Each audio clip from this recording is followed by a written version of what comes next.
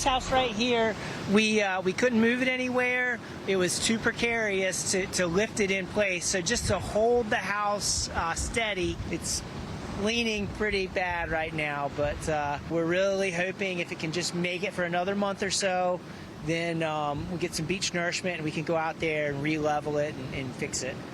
Those hopes now dashed this morning. That beachfront home collapsed overnight in North Carolina's Outer Banks. This as the coast has been feeling the pressure of strong waves and a coastal storm system. Let's go right to the Outer Banks where we have Fox Weather Correspondent Katie Byrne joining us. Katie, good morning. We got word of this overnight and you rushed over to the scene. So what are you seeing?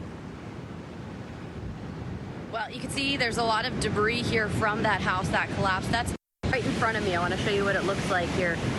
Really nothing left of it. I was speaking to a homeowner nearby who was one of just a few people who saw this happen. He says it happened right around 10:15 last night, and a lot of that house ended up washing already ashore. He said it took only about a half an hour for the house to just rip into pieces from the power of those waves. We had a high surf advisory issued from the National Weather Service last night because of that coastal low that was offshore, creating these big waves we were seeing here on the Outer Banks, and then also some pretty strong winds too.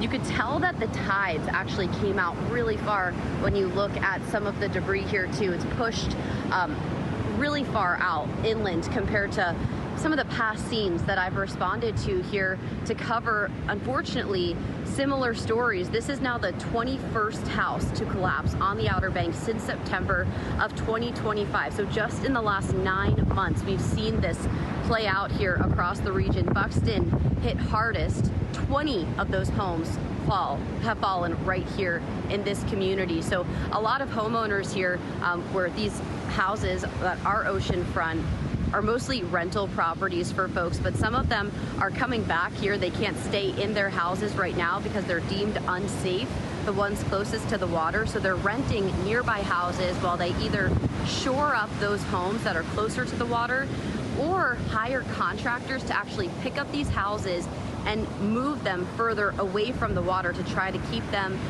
safe. But we're unfortunately in a situation where they're just essentially watching what the ocean does. They're in a waiting pattern, some of them, because like you saw with that blue house yesterday that ended up collapsing around 10:15 last night, there's not much you can do when the house is already submerged in the surf.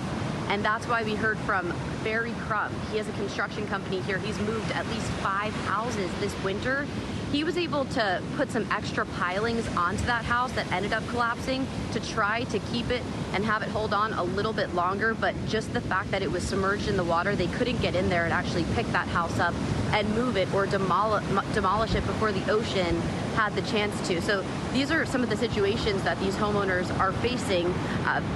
It's a scene, unfortunately, here now with all of this debris, which you can imagine 20 houses in this town alone.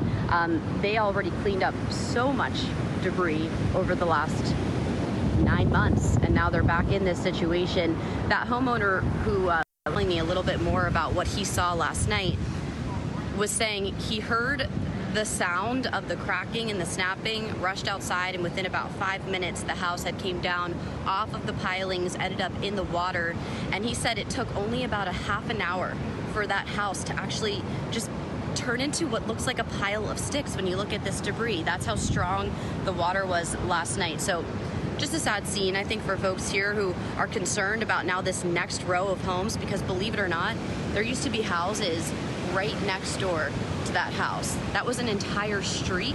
That's just where the ocean is now as we kind of watch this coastline change in real time. I'll send it back to you guys.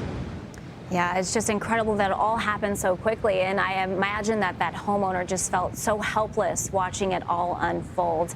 Katie Byrne, thanks for your hustle, and thank you for that reporting this morning. We'll be thinking of them. That's Fox Weather Correspondent Katie Byrne in the Outer Banks.